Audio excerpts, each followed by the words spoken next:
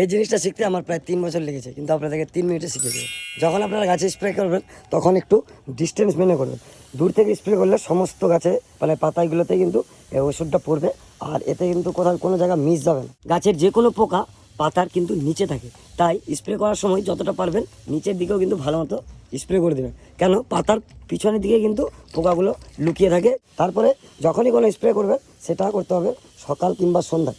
সকালে করবেন ভিটামিন বা কোনো খাবার জাতীয় মিরাকুলান ভিটামিন পিজিআর টাইপের, আর সন্ধ্যায় করবেন ফাঙ্গিসাইড আর কীটনাশক। এখানে খুব ভালো মতো দেখা যাচ্ছে বেলি গাছটাতে যে পাতার পিছনে কিভাবে পোকাগুলো লেগে আছে বা ডিমগুলো লেগে আছে। গাছে ফুল ফোটার আগে কিন্তু স্প্রে করা যাবে না, হয় ফুল ফোটার আগে স্প্রে করতে হবে, আর না হলে ফল যখন এরকম ছোটো ছোটো করে গুটি আকারে সেট হয়ে যাবে তখন কিন্তু স্প্রে করতে হবে। পোকার মাস্টার হচ্ছে স্থলপদ্ম, তারপরে হচ্ছে জবা, আর তারপরে হচ্ছে লেবু। এগুলো হচ্ছে পোকার মাস্টার, মানে এইসব গাছে পোকা খুবই সহজে লেগে যায়, আর শীতের গাছে তো বলারই নেই। এটা হচ্ছে আমার একটা মৌসুমির গাছ, যেটাতে এখন ফল সেট হয়ে গেছে। আমি এটাতে একবার এখন সব থেকে ভালো হয় ফাঙ্গিসাইড স্প্রে করবো, তাহলে কোনো ফল এক্সট্রা ড্রপ হবে না। এটা ছিল কীটনাশক স্প্রে, এটা সন্ধ্যা করার নিয়ম আমি এক্ষুনি বললাম, কিন্তু আমি যেহেতু চাচল দোকান করেছি তাই আমি আর সময় পাচ্ছি না সন্ধ্যা করে, তো তাই সকালে যত সকালে পারলাম আমি 6:30টার সময় কিন্তু আমি এটা স্প্রে করি। আপনি যদি চান ম্যাক্সিমাম ফল আপনার গাছের টিকে থাকুক তাহলে কিন্তু আপনাকে সন্ধ্যাবেলা স্প্রে করতে হবে।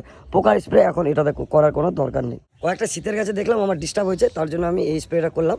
আরও কিছু গাছ আছে শীতের, সেগুলোতে স্প্রে করবো। শীতের গাছে কিন্তু খুব সহজেই পোকা লেগে যায়।